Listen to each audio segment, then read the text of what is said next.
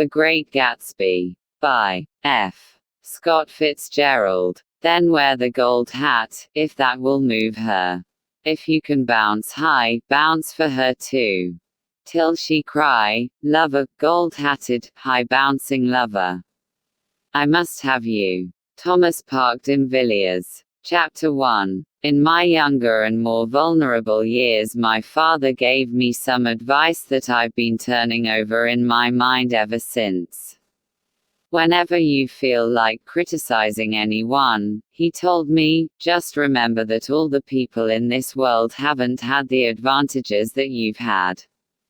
He didn't say any more, but we've always been unusually communicative in a reserved way, and I understood that he meant a great deal more than that.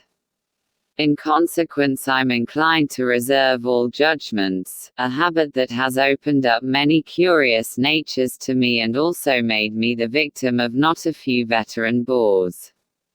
The abnormal mind is quick to detect and attach itself to this quality when it appears in a normal person, and so it came about that in college I was unjustly accused of being a politician, because I was privy to the secret griefs of wild, unknown men. Most of the confidences were unsought. Frequently I have feigned sleep, preoccupation, or a hostile levity when I realized by some unmistakable sign that an intimate revelation was quivering on the horizon, for the intimate revelations of young men, or at least the terms in which they express them, are usually plagiaristic and marred by obvious suppressions. Reserving judgments is a matter of infinite hope. I am still a little afraid of missing something if I forget that, as my father snobbishly suggested, and I snobbishly repeat, a sense of the fundamental decencies is parceled out unequally at birth. And, after boasting this way of my tolerance, I come to the admission that it has a limit. Conduct may be founded on the hard rock or the wet marshes, but after a certain point I don't care what it's founded on. When I came back from the East last autumn, I felt that I wanted the world to be in uniform and at a sort of moral attention forever. I wanted no more riotous excursions with privileged glimpses into the human heart. Only Gatsby, the man who gives his name to this book, was exempt from my reaction. Gatsby, who represented everything for which I have an unaffected scorn. If personality is an unbroken series of successful gestures, then there was something gorgeous about him, some heightened sensitivity to the promises of life, as if he were related to one of those intricate machines that register earthquakes 10,000 miles away. This responsiveness had nothing to do with that flabby impressionability which is dignified under the name of the creative temperament. It was an extraordinary gift for hope, a romantic readiness such as I have never found in any other person and which it is not likely I shall ever find again. No, Gatsby turned out all right at the end. It is what preyed on Gatsby, what foul dust floated in the wake of his dreams, that temporarily closed out my interest in the abortive sorrows and short-winded elations of men. My family have been prominent, well-to-do people in this Middle Western city for 3 generations. The Carraways are something of a clan, and we have a tradition that were descended from the Dukes of Buccleuch, but the actual founder of my line was my grandfather's brother, who came here in '51, sent a substitute to the Civil War and started the wholesale hardware business that my father carries on today. I never saw this great uncle, but I'm supposed to look like him, with special reference to the rather hard-boiled painting that hangs in Father's office. I graduated from New Haven in 1915, just a quarter of a century after my father, and a little later I participated in that delayed Teutonic migration known as the Great War. I enjoyed the counter-raid so thoroughly that I came back restless. Instead of being the warm center of the world, the Middle West now seemed like the ragged edge of the universe, so I decided to go east and learn the bond business. Everybody I knew was in the bond business, so I supposed it could support one more single man. All my aunts and uncles talked it over as if they were choosing a prep school for me and finally said, "Why, yes," with very grave, hesitant faces. Father agreed to finance me for a year, and after various delays I came east permanently, I thought, in the spring of 22. The practical thing was to find rooms in the city, but it was a warm season and I had just left a country of wide lawns and friendly trees, so when a young man at the office suggested that we take a house together in a commuting town, it sounded like a great idea. He found the house, a weather-beaten cardboard bungalow at $80 a month, but at the last minute the firm ordered him to Washington and I went out to the country alone. I had a dog, at least I had him for a few days until he ran away, and an old Dodge and a Finnish woman who made my bed and cooked breakfast and muttered Finnish wisdom to herself over the electric stove. It was lonely for a day or so until one morning some man, more recently arrived than I, stopped me on the road. "How do you get to West Egg Village?" he asked helplessly. I told him. And as I walked on I was lonely no longer. I was a guide, a pathfinder, an original settler. He had casually conferred on me the freedom of the neighborhood. And so with the sunshine and the great bursts of leaves growing on the trees, just as things grow in fast movies, I had that familiar conviction that life was beginning over again with the summer. There was so much to read for one thing and so much fine health to be pulled down out of the young breath-giving air. I bought a dozen volumes on banking and credit and investment securities, and they stood on my shelf in red and gold like new money from the mint, promising to unfold the shining secrets that only Midas and Morgan and Maecenas knew. And I had the high intention of reading many other books besides. I was rather literary in college. One year I wrote a series of very solemn and obvious editorials for the Yale News, and now I was going to bring back all such things into my life and become again that most limited of all specialists, the well-rounded man. This isn't just an epigram, life is much more successfully looked at from a single window, after all. It was a matter of chance that I should have rented a house in one of the strangest communities in North America. It was on that slender riotous island which extends itself due east of New York and where there are, among other natural curiosities, two unusual formations of land. 20 miles from the city a pair of enormous eggs, identical in contour and separated only by a courtesy bay, jut out into the most domesticated body of salt water in the Western Hemisphere, the Great Wet Barnyard of Long Island Sound. They are not perfect ovals, like the egg in the Columbus story. They are both crushed flat at the contact end, but the physical resemblance must be a source of perpetual confusion to the gulls that fly overhead. To the wingless a more arresting phenomenon is the dissimilarity in every particular except shape and size. I lived at West Egg, the less fashionable of the two, though this is a most superficial tag to express the bizarre and not a little sinister contrast between them. My house was at the very tip of the egg, only 50 yards from the Sound, and squeezed between two huge places that rented for $12,000 or $15,000 a season. The one on my right was a colossal affair by any standard. It was a factual imitation of some Hotel de Ville in Normandy, with a tower on one side, spanking new under a thin beard of raw ivy, and a marble swimming pool and more than 40 acres of lawn and garden.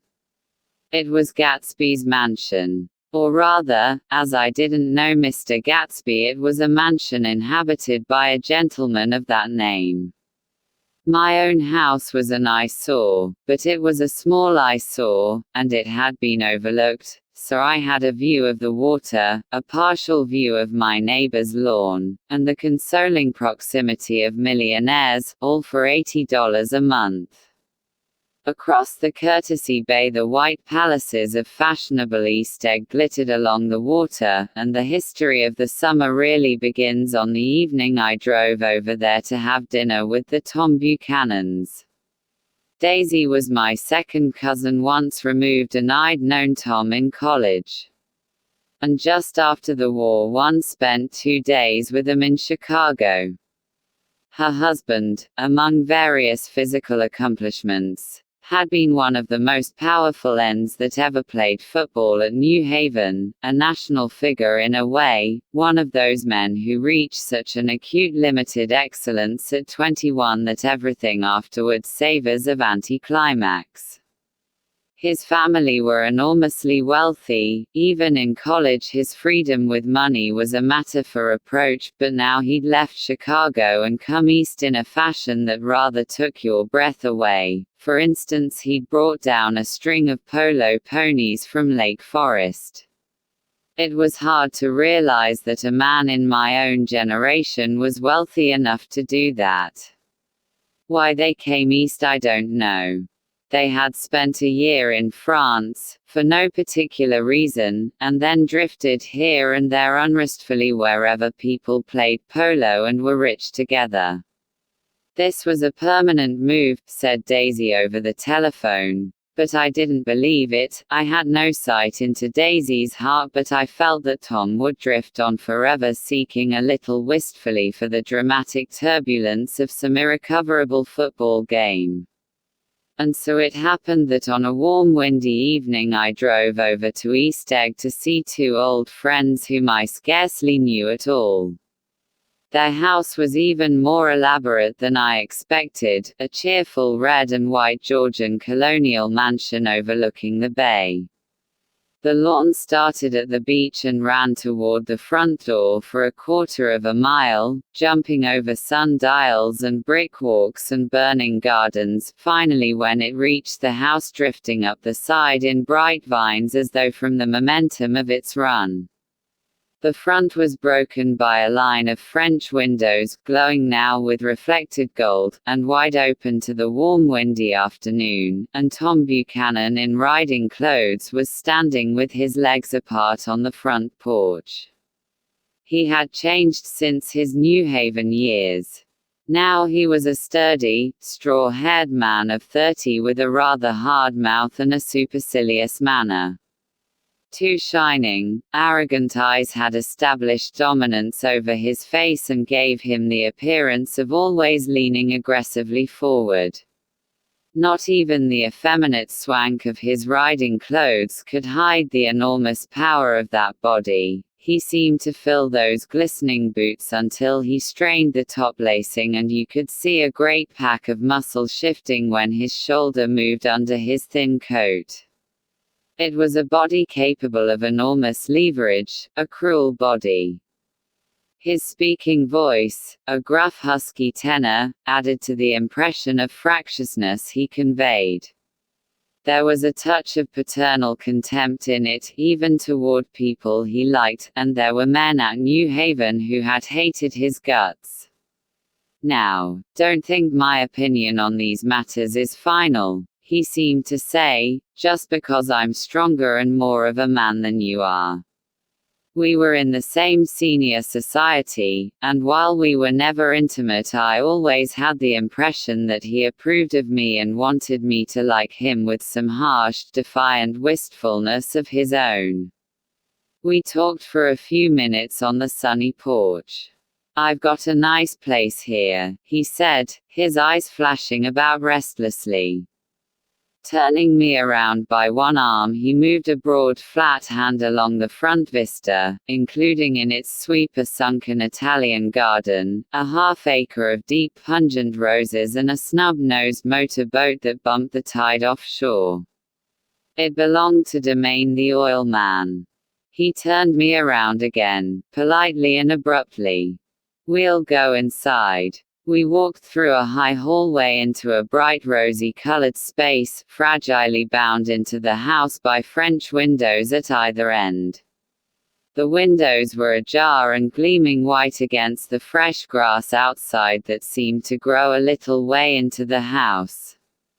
A breeze blew through the room, blew curtains in at one end and out the other like pale flags, twisting them up toward the frosted wedding cake of the ceiling, and then rippled over the wine-colored rug, making a shadow on it as wind does on the sea. The only completely stationary object in the room was an enormous couch on which two young women were buoyed up as though upon an anchored balloon.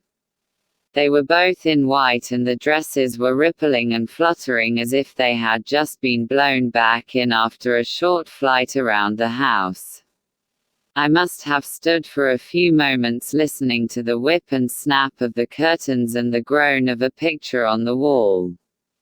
Then there was a boom as Tom Buchanan shut the rear windows and the court wind died out about the room and the curtains and the rugs and the two young women ballooned slowly to the floor. The younger of the two was a stranger to me. She was extended full length at her end of the divan, completely motionless and with her chin raised a little as if she were balancing something on it which was quite likely to fall. If she saw me out of the corner of her eyes she gave no hint of it. Indeed, I was almost surprised into murmuring an apology for having disturbed her by coming in. The other girl, Daisy, made an attempt to rise. She leaned slightly forward with a conscientious expression. Then she laughed, an absurd, charming little laugh, and I laughed too and came forward into the room. I'm paralyzed with happiness. She laughed again, as if she said something very witty, and held my hand for a moment, looking up into my face promising that there was no one in the world she so much wanted to see. That was a way she had. She hinted in a murmur that the surname of the balancing girl was Baker. I've heard it said that Daisy's murmur was only to make people lean toward her, an irrelevant criticism that made it no less charming. At any rate, Miss Baker's lips fluttered, she nodded at me almost imperceptibly and then quickly tipped her head back again. The object she was balancing had obviously tottered a little and given her something of a fright. Again a sort of apology arose to my lips. Almost any exhibition of complete self-sufficiency draws a stunned tribute from me. I looked back at my cousin who began to ask me questions in her low, thrilling voice. It was the kind of voice that the ear follows up and down as if each speech is an arrangement of notes that will never be played again. Her face was sad and lovely with bright things in it, bright eyes and a bright passionate mouth, but there was an excitement in her voice that men who had cared for her found difficult to forget, a singing compulsion, a whispered, listen, a promise that she had done gay, exciting things just a while since and that there were gay, exciting things hovering in the next hour. I told her how I had stopped off in Chicago for a day on my way east and how a dozen people had sent their love through me. Do they miss me? She cried ecstatically. The whole town is desolate. All the cars have the left rear wheel painted black as a mourning wreath and there's a persistent wail all night along the North Shore. How gorgeous. Let's go back, Tom. Tomorrow. Then she added irrelevantly, you ought to see the baby. I'd like to. She's asleep. She's 2 years old. Haven't you ever seen her? Never. Well, you ought to see her. She's. Tom Buchanan, who had been hovering restlessly about the room, stopped and rested his hand on my shoulder. What you doing, Nick? I'm a bond man. Who with? I told him. Never heard of them, he remarked decisively. This annoyed me. You will, I answered shortly. You will if you stay in the East. Oh, I'll stay in the East, don't you worry, he said, glancing at Daisy and then back at me, as if he were alert for something more. I'd be a goddamned fool to live anywhere else. At this point Miss Baker said, absolutely. With such suddenness that I started, it was the first word she uttered since I came into the room. Evidently it surprised her as much as it did me, for she yawned and with a series of rapid, deft movements stood up into the room. I'm stiff, she complained, I've been lying on that sofa for as long as I can remember. Don't look at me, Daisy retorted. I've been trying to get you to New York all afternoon. No, thanks, said Miss Baker to the 4 cocktails just in from the pantry, I'm absolutely in training. Her host looked at her incredulously. You are. He took down his drink as if it were a drop in the bottom of a glass. How you ever get anything done is beyond me. I looked at Miss Baker wondering what it was she got done. I enjoyed looking at her. She was a slender, small-breasted girl, with an erect carriage which she accentuated by throwing her body backward at the shoulders like a young cadet. Her grey sun-strained eyes looked back at me with polite reciprocal curiosity out of a wan, charming discontented face. It occurred to me now that I had seen her, or a picture of her, somewhere before. You live in West Egg, she remarked contemptuously. I know somebody there. I don't know a single. You must know Gatsby. Gatsby? Demanded Daisy. What Gatsby? Before I could reply that he was my neighbor, dinner was announced. Wedging his tense arm imperatively under mine, Tom Buchanan compelled me from the room as though he were moving a checker to another square. Slenderly, languidly, their hands set lightly on their hips, the 2 young women preceded us out onto a rosy-colored porch open toward the sunset where 4 candles flickered on the table in the diminished wind. Why candles? Objected Daisy, frowning. She snapped them out with her fingers. In 2 weeks it'll be the longest day in the year. She looked at us all radiantly. Do you always watch for the longest day of the year and then miss it? I always watch for the longest day in the year and then miss it. We ought to plan something, yawned Miss Baker, sitting down at the table as if she were getting into bed. All right, said Daisy. What'll we plan? She turned to me helplessly. What do people plan? Before I could answer, her eyes fastened with an odd expression on her little finger. Look, she complained. I hurt it. We all looked, the knuckle was black and blue. You did it, Tom, she said accusingly. I know you didn't mean to, but you did do it. That's what I get for marrying a brute of a man, a great big hulking physical specimen of a. I hate that word hulking, objected Tom crossly, even in kidding. Hulking, insisted Daisy. Sometimes she and Miss Baker talked at once, unobtrusively and with a bantering inconsequence that was never quite chatter, that was as cool as their white dresses and their impersonal eyes in the absence of all desire. They were here, and they accepted Tom and me, making only a polite, pleasant effort to entertain or to be entertained. They knew that presently dinner would be over and a little later the evening too would be over and casually put away. It was sharply different from the West, where an evening was hurried from phase to phase toward its close in a continually disappointed anticipation or else in sheer nervous dread of the moment itself. You make me feel uncivilized, Daisy, I confessed on my second glass of corky but rather impressive claret. Can't you talk about crops or something? I meant nothing in particular by this remark, but it was taken up in an unexpected way. Civilization's going to pieces, broke out Tom violently. I've gotten to be a terrible pessimist about things. Have you read The Rise of the Colored Empires by this man Goddard? Why, no, I answered, rather surprised by his tone. Well, it's a fine book, and everybody ought to read it. The idea is if we don't look out, the white race will be utterly submerged. It's all scientific stuff, it's been proved.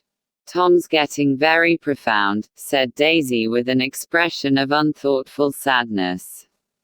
He reads deep books with long words in 'em. What was that word we? Well, these books are all scientific, insisted Tom, glancing at her impatiently. This fellow has worked out the whole thing. It's up to us who are the dominant race to watch out, or these other races will have control of things. We've got to beat 'em down, whispered Daisy, winking ferociously toward the fervent sun. You ought to live in California, began Miss Baker, but Tom interrupted her by shifting heavily in his chair. This idea is that we're Nordics. I am, and you are, and after an infinitesimal hesitation he included Daisy with a slight nod, and she winked at me again, and we've produced all the things that go to make civilization, science and art and all that. Do you see? There was something pathetic in his concentration, as if his complacency, more acute than of old, was not enough to him any more. When, almost immediately, the telephone rang inside and the butler left the porch, Daisy seized upon the momentary interruption and leaned toward me. I'll tell you a family secret, she whispered enthusiastically. It's about the butler's nose. Do you want to hear about the butler's nose? That's why I came over tonight. Well, he wasn't always a butler. He used to be the silver polisher for some people in New York that had a silver service for 200 people. He had to polish it from morning till night until finally it began to affect his nose. Things went from bad to worse, suggested Miss Baker. Yes. Things went from bad to worse until finally he had to give up his position. For a moment the last sunshine fell with romantic affection upon her glowing face. Her voice compelled me forward breathlessly as I listened, then the glow faded, each light deserting her with lingering regret, like children leaving a pleasant street at dusk. The butler came back and murmured something close to Tom's ear, whereupon Tom frowned, pushed back his chair and without a word went inside. As if his absence quickened something within her, Daisy leaned forward again, her voice glowing and singing. I love to see you at my table, Nick. You remind me of a rose, an absolute rose. Doesn't he? She turned to Miss Baker for confirmation. An absolute rose. This was untrue. I am not even faintly like a rose. She was only extemporizing, but a stirring warmth flowed from her as if her heart was trying to come out to you, concealed in one of those breathless, thrilling words. Then suddenly she threw her napkin on the table and excused herself and went into the house. Miss Baker and I exchanged a short glance, consciously devoid of meaning. I was about to speak when she sat up alertly and said, "Sh."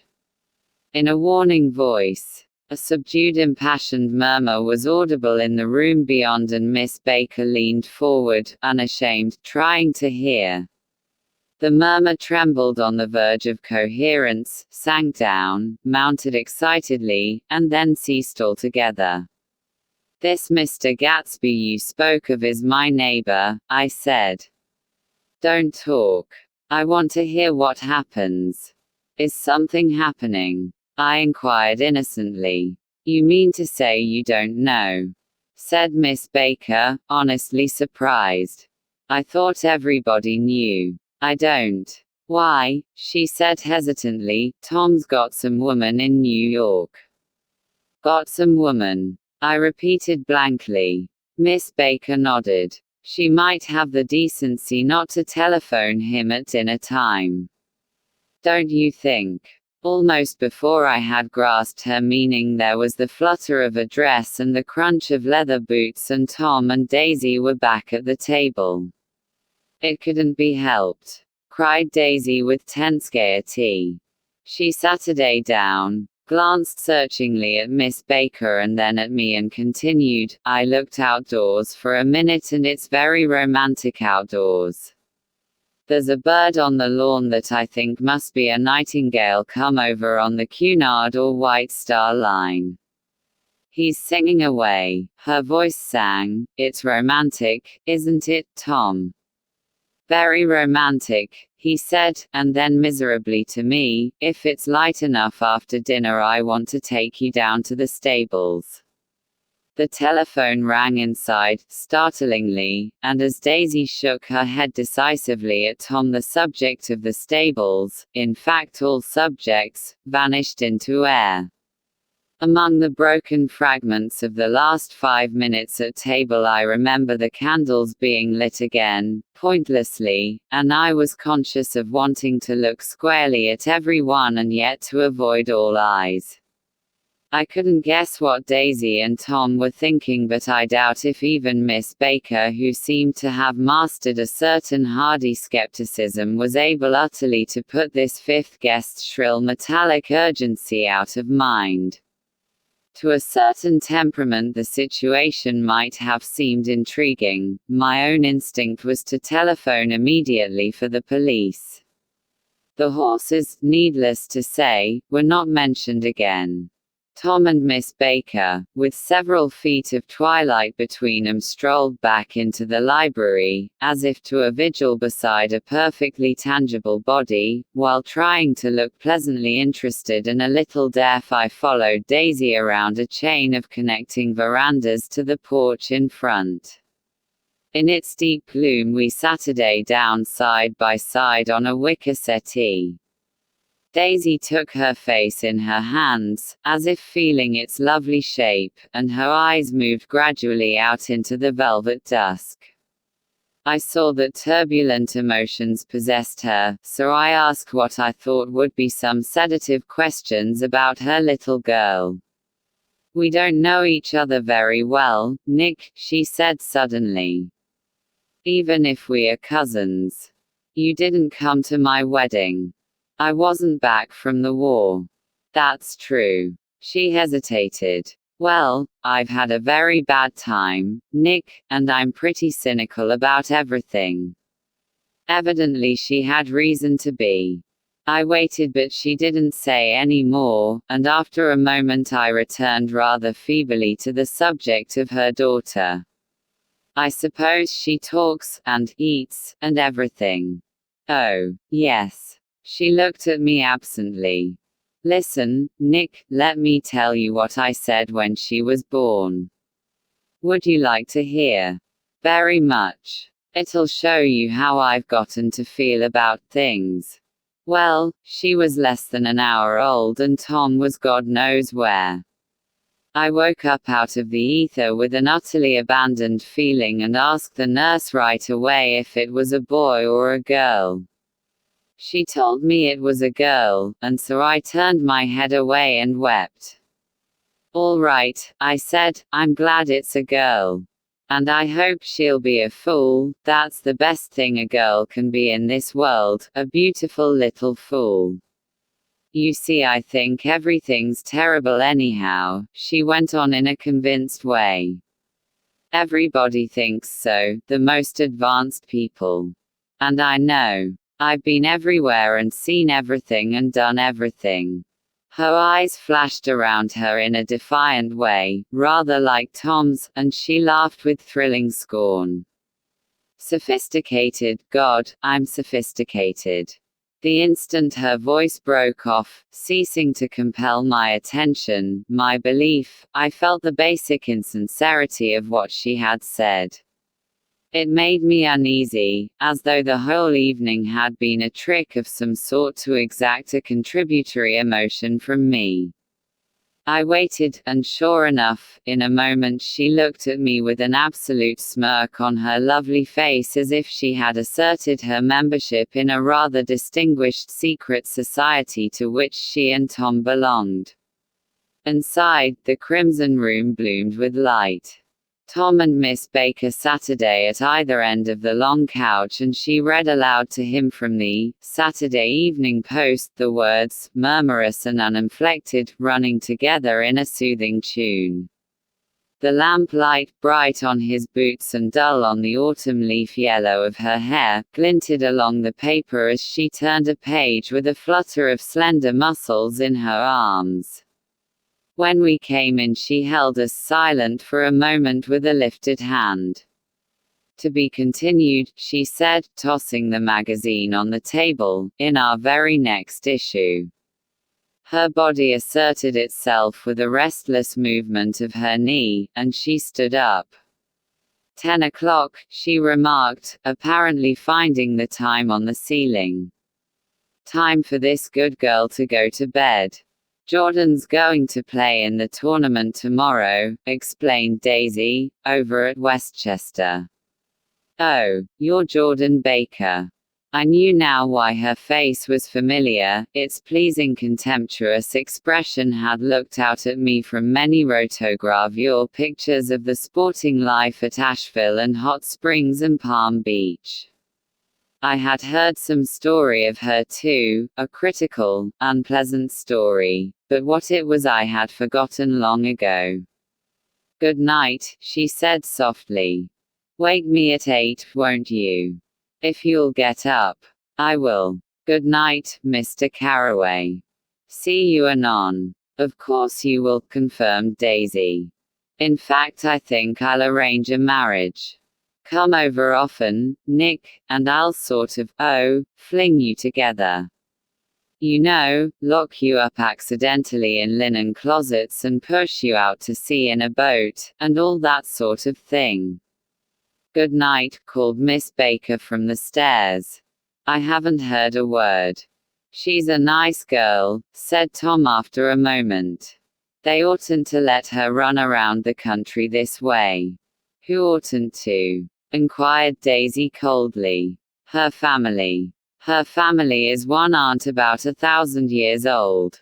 Besides, Nick's going to look after her, aren't you, Nick? She's going to spend lots of weekends out here this summer. I think the home influence will be very good for her. Daisy and Tom looked at each other for a moment in silence. Is she from New York? I asked quickly. From Louisville. Our white girlhood was passed together there. Our beautiful white. Did you give Nick a little heart-to-heart talk on the veranda? Demanded Tom suddenly. Did I? She looked at me. I can't seem to remember, but I think we talked about the Nordic race. Yes, I'm sure we did. It sort of crept up on us, and first thing you know. Don't believe everything you hear, Nick, he advised me. I said lightly that I had heard nothing at all, and a few minutes later I got up to go home. They came to the door with me and stood side by side in a cheerful square of light. As I started my motor, Daisy peremptorily called, "Wait. I forgot to ask you something, and it's important. We heard you were engaged to a girl out west." That's right, corroborated Tom kindly. We heard that you were engaged. It's libel. I'm too poor. But we heard it, insisted Daisy, surprising me by opening up again in a flower-like way. We heard it from 3 people, so it must be true. Of course I knew what they were referring to, but I wasn't even vaguely engaged. The fact that gossip had published the banns was one of the reasons I had come east. You can't stop going with an old friend on account of rumors, and on the other hand I had no intention of being rumored into marriage. Their interest rather touched me and made him less remotely rich. Nevertheless, I was confused and a little disgusted as I drove away. It seemed to me that the thing for Daisy to do was to rush out of the house, child in arms, but apparently there were no such intentions in her head. As for Tom, the fact that he had some woman in New York was really less surprising than that he had been depressed by a book. Something was making him nibble at the edge of stale ideas, as if his sturdy physical egotism no longer nourished his peremptory heart. Already it was deep summer on roadhouse roofs and in front of wayside garages, where new red gas pumps Saturday out in pools of light, and when I reached my estate at West Egg I ran the car under its shed and Saturday for a while on an abandoned grass roller in the yard. The wind had blown off, leaving a loud bright night with wings beating in the trees and a persistent organ sound as the full bellows of the earth blew the frogs full of life. The silhouette of a moving cat wavered across the moonlight, and turning my head to watch it I saw that I was not alone. 50 feet away a figure had emerged from the shadow of my neighbor's mansion and was standing with his hands in his pockets regarding the silver pepper of the stars. Something in his leisurely movements and the secure position of his feet upon the lawn suggested that it was Mr. Gatsby himself, come out to determine what share was his of our local heavens. I decided to call to him. Miss Baker had mentioned him at dinner, and that would do for an introduction. But I didn't call to him, for he gave a sudden intimation that he was content to be alone. He stretched out his arms toward the dark water in a curious way, and far as I was from him I could have sworn he was trembling. Involuntarily I glanced seaward, and distinguished nothing except a single green light, minute and far away, that might have been the end of a dock. When I looked once more for Gatsby he had vanished, and I was alone again in the unquiet darkness. Chapter 2. About halfway between West Egg and New York the motor road hastily joins the railroad and runs beside it for a quarter of a mile, so as to shrink away from a certain desolate area of land.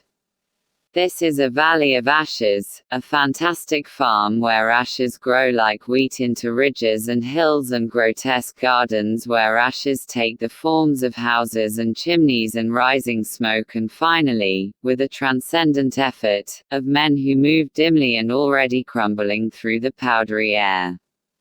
Occasionally a line of grey cars crawls along an invisible track, gives out a ghastly creak and comes to rest, and immediately the ash-grey men swarm up with leaden spades and stir up an impenetrable cloud which screens their obscure operations from your sight.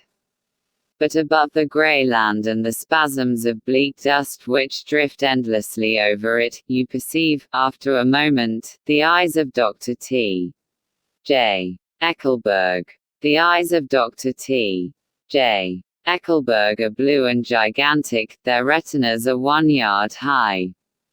They look out of no face but, instead, from a pair of enormous yellow spectacles which pass over a non-existent nose.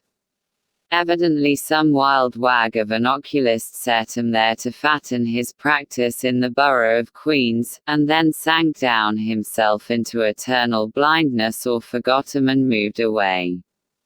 But his eyes, dimmed a little by many paintless days under sun and rain, brood on over the solemn dumping ground. The Valley of Ashes is bounded on one side by a small foul river, and when the drawbridge is up to let barges through, the passengers on waiting trains can stare at the dismal scene for as long as half an hour. There is always a halt there of at least a minute, and it was because of this that I first met Tom Buchanan's mistress. The fact that he had one was insisted upon wherever he was known. His acquaintances resented the fact that he turned up in popular restaurants with her and, leaving her at a table, sauntered about, chatting with whomsoever he knew. Though I was curious to see her, I had no desire to meet her, but I did. I went up to New York with Tom on the train one afternoon, and when we stopped by the Ashheps, he jumped to his feet and, taking hold of my elbow, literally forced me from the car. "We're getting off," he insisted. "I want you to meet my girl." I think he tanked up a good deal at luncheon, and his determination to have my company bordered on violence. The supercilious assumption was that on Sunday afternoon I had nothing better to do. I followed him over a low whitewashed railroad fence, and we walked back 100 yards along the road under Dr. Eckelberg's persistent stare. The only building in sight was a small block of yellow brick sitting on the edge of the wasteland, a sort of compact main street ministering to it and contiguous to absolutely nothing. One of the 3 shops it contained was for rent, and another was an all-night restaurant approached by a trail of ashes. The third was a garage for repairs. George B. Wilson. Cars bought and sold, and I followed Tom inside.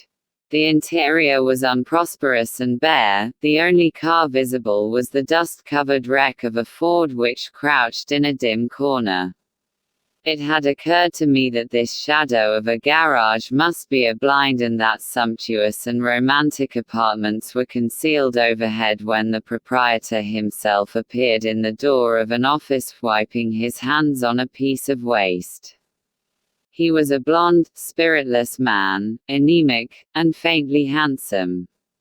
When he saw us, a damp gleam of hope sprang into his light blue eyes. "Hello, Wilson, old man," said Tom, slapping him jovially on the shoulder. "How's business?" "I can't complain," answered Wilson unconvincingly. "When are you going to sell me that car?" "Next week. I've got my man working on it now." "Works pretty slow, don't he?"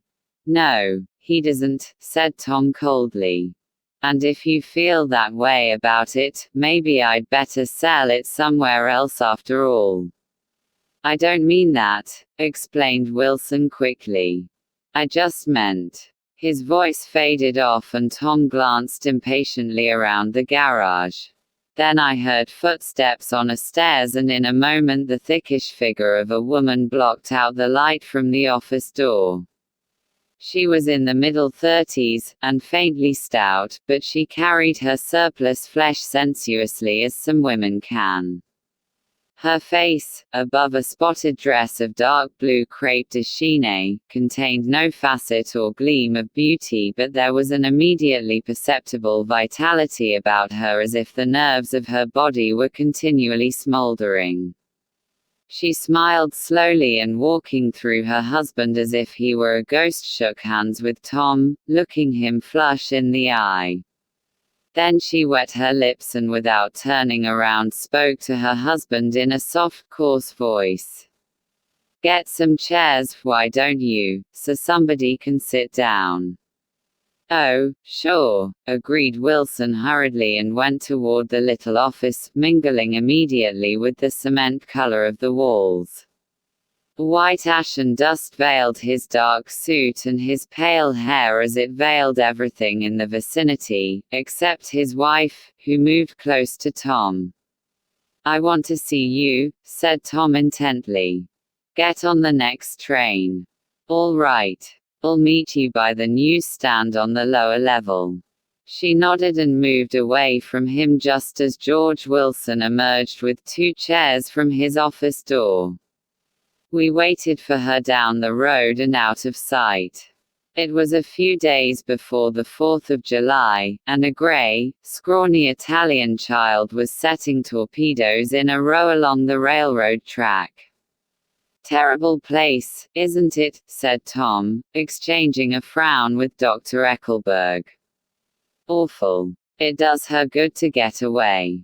"Doesn't her husband object?" "Wilson. He thinks she goes to see her sister in New York. He's so dumb he doesn't know he's alive. So Tom Buchanan and his girl and I went up together to New York, or not quite together, for Mrs. Wilson Saturday discreetly in another car. Tom deferred that much to the sensibilities of those East Eggers who might be on the train.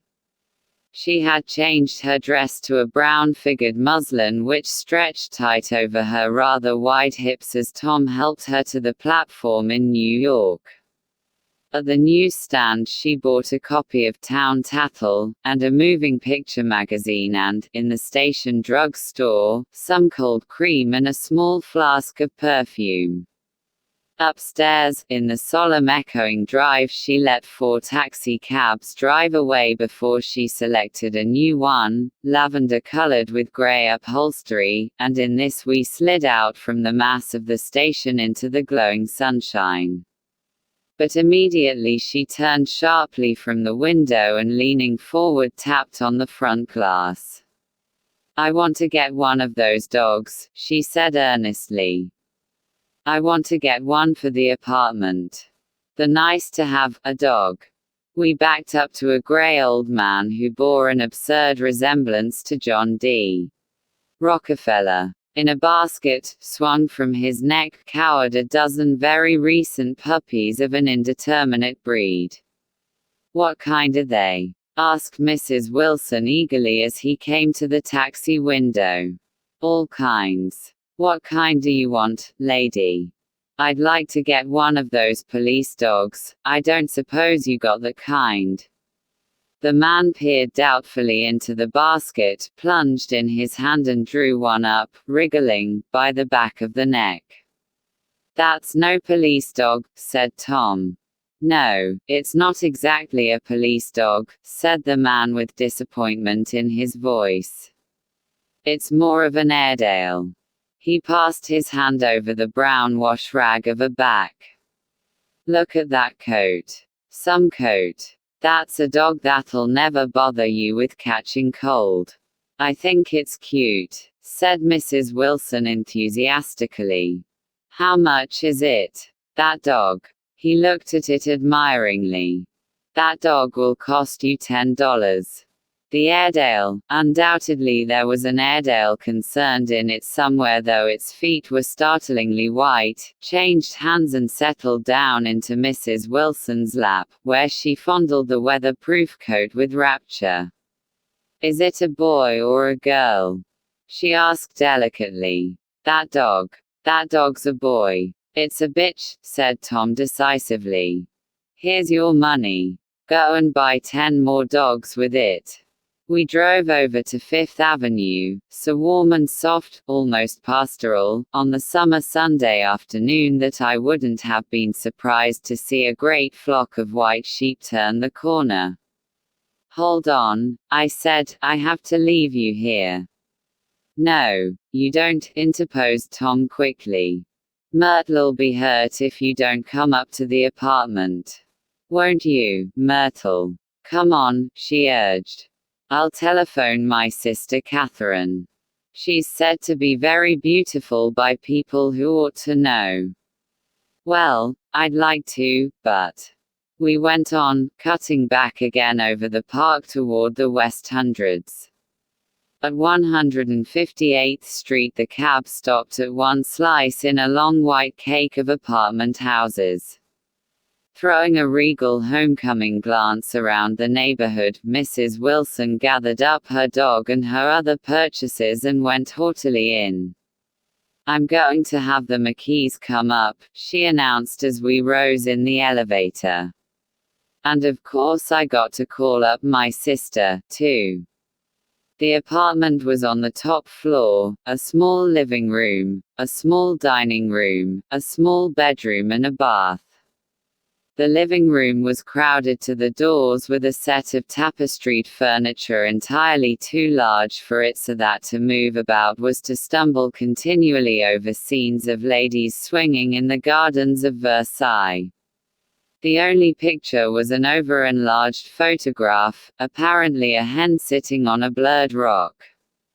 Looked at from a distance, however, the hen resolved itself into a bonnet, and the countenance of a stout old lady beamed down into the room.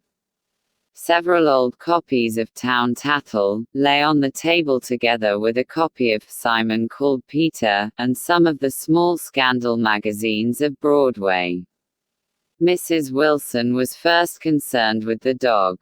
A reluctant elevator boy went for a box full of straw and some milk, to which he added on his own initiative a tin of large hard dog biscuits, one of which decomposed apathetically in the saucer of milk all afternoon. Meanwhile Tom brought out a bottle of whiskey from a locked bureau door. I have been drunk just twice in my life, and the second time was that afternoon, so everything that happened has a dim hazy cast over it, although until after 8 o'clock the apartment was full of cheerful sun. Sitting on Tom's lap, Mrs. Wilson called up several people on the telephone. Then there were no cigarettes, and I went out to buy some at the drug store on the corner. When I came back they had disappeared, so I sat down discreetly in the living room and read a chapter of Simon Called Peter. Either it was terrible stuff or the whiskey distorted things, because it didn't make any sense to me. Just as Tom and Myrtle, after the first drink Mrs. Wilson and I called each other by our first names, reappeared, company commenced to arrive at the apartment door. The sister, Catherine, was a slender, worldly girl of about 30 with a solid sticky bob of red hair and a complexion powdered milky white. Her eyebrows had been plucked and then drawn on again at a more rakish angle, but the efforts of nature toward the restoration of the old alignment gave a blurred air to her face. When she moved about there was an incessant clicking as innumerable pottery bracelets jingled up and down upon her arms.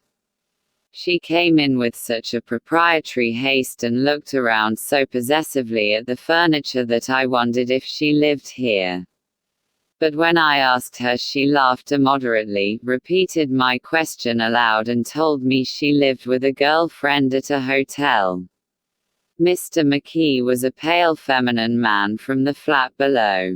He had just shaved, for there was a white spot of lather on his cheekbone, and he was most respectful in his greeting to everyone in the room. He informed me that he was in the artistic game, and I gathered later that he was a photographer and had made the dim enlargement of Mrs. Wilson's mother, which hovered like an ectoplasm on the wall. His wife was shrill, languid, handsome and horrible. She told me with pride that her husband had photographed her 127 times since they had been married. Mrs. Wilson had changed her costume some time before and was now attired in an elaborate afternoon dress of cream-colored chiffon, which gave out a continual rustle as she swept about the room. With the influence of the dress, her personality had also undergone a change. The intense vitality that had been so remarkable in the garage was converted into impressive hauteur. Her laughter, her gestures, her assertions became more violently affected moment by moment, and as she expanded the room grew smaller around her until she seemed to be revolving on a noisy, creaking pivot through the smoky air. "My dear," she told her sister in a high mincing shout, "most of these fellas will cheat you every time. All they think of is money. I had a woman up here last week to look at my feet, and when she gave me the bill you'd have thought she had my appendicitis out." "What was the name of the woman?" asked Mrs. McKee. "Mrs. Eberhardt. She goes around looking at people's feet in their own homes." "I like your dress," remarked Mrs. McKee. "I think it's adorable." Mrs. Wilson rejected the compliment by raising her eyebrow in disdain. "It's just a crazy old thing," she said. "I just slip it on sometimes when I don't care what I look like." But it looks wonderful on you, if you know what I mean, pursued Mrs. McKee. If Chester could only get you in that pose, I think he could make something of it. We all looked in silence at Mrs. Wilson, who removed a strand of hair from over her eyes and looked back at us with a brilliant smile. Mr. McKee regarded her intently with his head on one side and then moved his hand back and forth slowly in front of his face. "I should change the light," he said after a moment. "I'd like to bring out the modeling of the features. And I'd try to get hold of all the back hair." "I wouldn't think of changing the light," cried Mrs. McKee. "I think it's," her husband said, "sh." And we all looked at the subject again, whereupon Tom Buchanan yawned audibly and got to his feet. "You McKees have something to drink," he said. "Get some more ice and mineral water, Myrtle, before everybody goes to sleep." "I told that boy about the ice." Myrtle raised her eyebrows in despair at the shiftlessness of the lower orders. "These people. You have to keep after them all the time." She looked at me and laughed pointlessly. Then she flounced over to the dog, kissed it with ecstasy and swept into the kitchen, implying that a dozen chefs awaited her orders there. "I've done some nice things out on Long Island," asserted Mr. McKee. Tom looked at him blankly. "2 of them we have framed downstairs." "2 what?" demanded Tom. "2 studies. One of them I call Montague Point, the gulls, and the other I call Montague Point, the sea." Quote, "The sister Catherine Saturday down beside me on the couch. Do you live down on Long Island, too?" she inquired. "I live at West Egg." "Really? I was down there at a party about a month ago. At a man named Gatsby's. Do you know him? I live next door to him. Well, they say he's a nephew or a cousin of Kaiser Wilhelm's. That's where all his money comes from." "Really?" She nodded. "I'm scared of him. I'd hate to have him get anything on me." This absorbing information about my neighbor was interrupted by Mrs. McKee's pointing suddenly at Catherine. "Chester, I think you could do something with her," she broke out, but Mr. McKee only nodded in a bored way and turned his attention to Tom. "I'd like to do more work on Long Island if I could get the entry. All I ask is that they should give me a start." "Ask Myrtle," said Tom, breaking into a short shout of laughter as Mrs. Wilson entered with a tray. "She'll give you a letter of introduction, won't you, Myrtle?" "The what?" she asked, startled. "You'll give McKee a letter of introduction to your husband, so he can do some studies of him." His lips moved silently for a moment as he invented, "George B. Wilson at the gasoline pump, or something like that." Catherine leaned close to me and whispered in my ear, "Neither of them can stand the person they're married to." "Can't they?" "Can't stand 'em." She looked at Myrtle and then at Tom. "What I say is, why go on living with 'em if they can't stand 'em? If I was them, I'd get a divorce and get married to each other right away." "Doesn't she like Wilson either?" The answer to this was unexpected. It came from Myrtle, who had overheard the question, and it was violent and obscene. "You see," cried Catherine triumphantly. She lowered her voice again. "It's really his wife that's keeping 'em apart. She's a Catholic and they don't believe in divorce." Daisy was not a Catholic and I was a little shocked at the elaborateness of the lie. "When they do get married," continued Catherine, "they're going west to live for a while until it blows over. It'd be more discreet to go to Europe." "Oh, do you like Europe?" she exclaimed surprisingly. "I just got back from Monte Carlo." "Really? Just last year?" I went over there with another girl. Stay long? No, we just went to Monte Carlo and back. We went by way of Marseille. We had over $1,200 when we started, but we got gypped out of it all in 2 days in the private rooms. We had an awful time getting back, I can tell you. God, how I hated that town. The late afternoon sky bloomed in the window for a moment like the blue honey of the Mediterranean, then the shrill voice of Mrs. McKee called me back into the room. I almost made a mistake, too, she declared vigorously. I almost married a little kike who'd been after me for years. I knew he was below me. Everybody kept saying to me, Lucille, that man's way below you. But if I hadn't met Chester, he'd have got me sure. Yes, but listen, said Myrtle Wilson, nodding her head up and down, at least you didn't marry him. I know I didn't. Well, I married him, said Myrtle, ambiguously. And that's the difference between your case and mine. Why did you, Myrtle? Demanded Catherine. Nobody forced you to. Myrtle considered. I married him because I thought he was a gentleman, she said finally. I thought he knew something about breeding, but he wasn't fit to lick my shoe. You were crazy about him for a while, said Catherine. Crazy about him? Cried Myrtle incredulously. Who said I was crazy about him? I never was any more crazy about him than I was about that man there. She pointed suddenly at me, and everyone looked at me accusingly. I tried to show by my expression that I had played no part in her past. The only crazy I was when I married him. I knew right away I made a mistake. He borrowed somebody's best suit to get married in and never even told me about it, and the man came after it one day when he was out.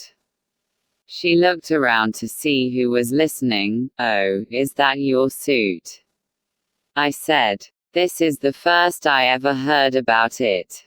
But I gave it to him and then I lay down and cried to beat the band all afternoon. She really ought to get away from him, resumed Catherine to me. They've been living over that garage for 11 years. And Tom's the first sweetie she ever had. The bottle of whiskey, a second one, was now in constant demand by all present, excepting Catherine who felt just as good on nothing at all.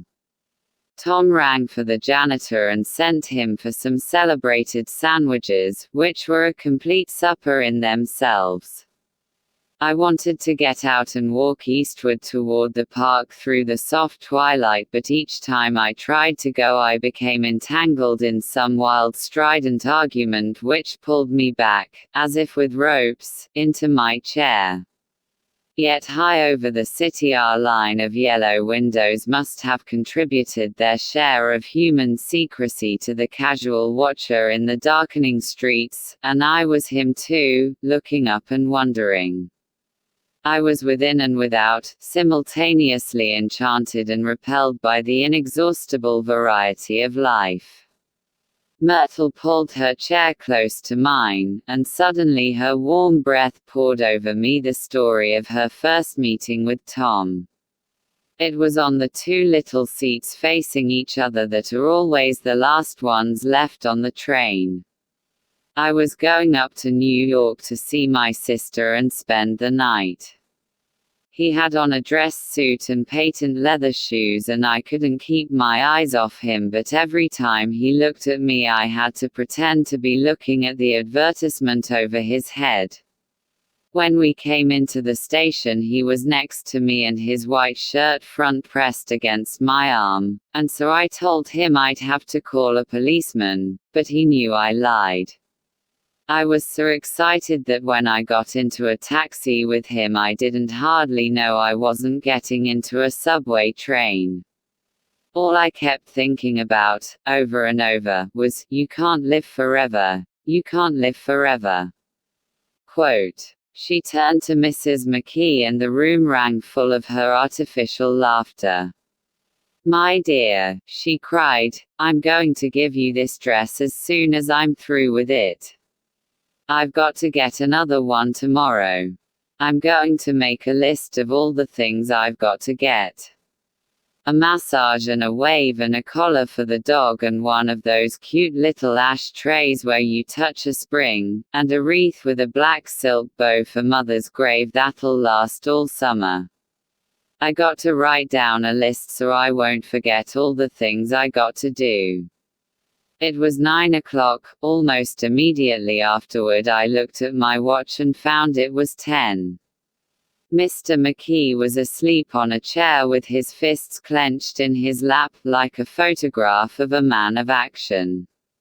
Taking out my handkerchief, I wiped from his cheek the remains of the spot of dried lather that had worried me all the afternoon. The little dog was sitting on the table looking with blind eyes through the smoke and from time to time groaning faintly. People disappeared, reappeared, made plans to go somewhere, and then lost each other, searched for each other, found each other a few feet away. Sometime toward midnight, Tom Buchanan and Mrs. Wilson stood face to face discussing in impassioned voices whether Mrs. Wilson had any right to mention Daisy's name. Daisy! Daisy! Daisy! Shouted Mrs. Wilson. I'll say it whenever I want to. Daisy. Die. Making a short deft movement, Tom Buchanan broke her nose with his open hand. Then there were bloody towels upon the bathroom floor, and women's voices scolding, and high over the confusion a long broken wail of pain. Mr. McKee awoke from his doze and started in a daze toward the door. When he had gone halfway, he turned around and stared at the scene, his wife and Catherine scolding and consoling as they stumbled here and there among the crowded furniture with articles of aid, and the despairing figure on the couch bleeding fluently and trying to spread a copy of Town Tattle over the tapestry scenes of Versailles.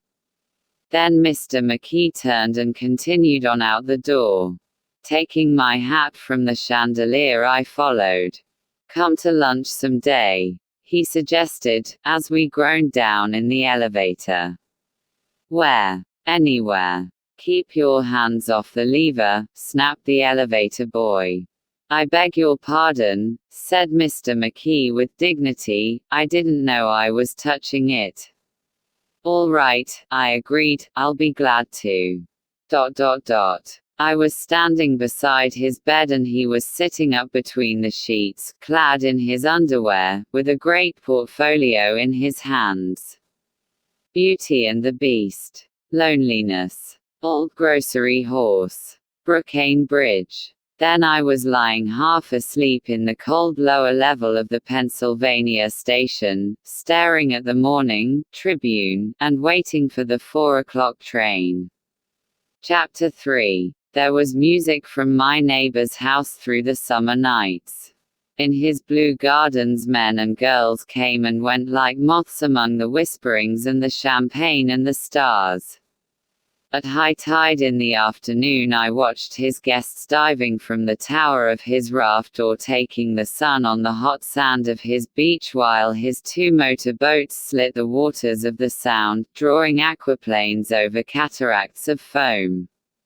On weekends his Rolls-Royce became an omnibus, bearing parties to and from the city, between 9 in the morning and long past midnight, while his station wagon scampered like a brisk yellow bug to meet all trains. And on Mondays 8 servants including an extra gardener toiled all day with mops and scrubbing brushes and hammers and garden shears, repairing the ravages of the night before. Every Friday 5 crates of oranges and lemons arrived from a fruiterer in New York. Every Monday these same oranges and lemons left his back door in a pyramid of pulpless halves. There was a machine in the kitchen which could extract the juice of 200 oranges in half an hour, if a little button was pressed 200 times by a butler's thumb. At least once a fortnight a corps of caterers came down with several hundred feet of canvas and enough colored lights to make a Christmas tree of Gatsby's enormous garden. On buffet tables garnished with glistening hors d'oeuvre, spiced baked hams crowded against salads of harlequin designs and pastry pigs and turkeys bewitched to a dark gold. In the main hall a bar with a real brass rail was set up, and stocked with gins and liquors and with cordials so long forgotten that most of his female guests were too young to know one from another. By 7 o'clock the orchestra has arrived, no thin 5-piece affair but a whole pit full of oboes and trombones and saxophones and viols and cornets and piccolos and low and high drums. The last swimmers have come in from the beach now and are dressing upstairs. The cars from New York are parked 5 deep in the drive, and already the halls and salons and verandas are gaudy with primary colors and hair shorn in strange new ways and shawls beyond the dreams of Castile. The bar is in full swing and floating rounds of cocktails permeate the garden outside until the air is alive with chatter and laughter and casual innuendo and introductions forgotten on the spot and enthusiastic meetings between women who never knew each other's names. The lights grow brighter as the earth lurches away from the sun and now the orchestra is playing yellow cocktail music and the opera of voices pitches a key higher. Laughter is easier, minute by minute, spilled with prodigality, tipped out at a cheerful word.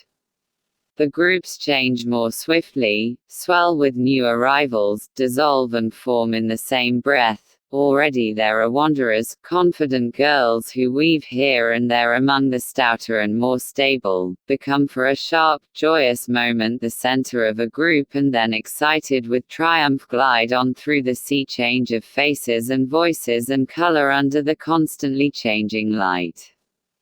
Suddenly one of these gypsies in trembling opal, seizes a cocktail out of the air, dumps it down for courage and moving her hands like Frisco dances out alone on the canvas platform. A momentary hush, the orchestra leader varies his rhythm obligingly for her and there is a burst of chatter as the erroneous news goes around that she is Gilda Gray's understudy from the Follies. The party has begun. I believe that on the first night I went to Gatsby's house I was one of the few guests who had actually been invited. People were not invited, they went there. They got into automobiles which bore them out to Long Island and somehow they ended up at Gatsby's door. Once there they were introduced by somebody who knew Gatsby and after that they conducted themselves according to the rules of behavior associated with amusement parks. Sometimes they came and went without having met Gatsby at all, came for the party with a simplicity of heart that was its own ticket of admission. I had been actually invited. A chauffeur in a uniform of robin's egg blue crossed my lawn early that Saturday morning with a surprisingly formal note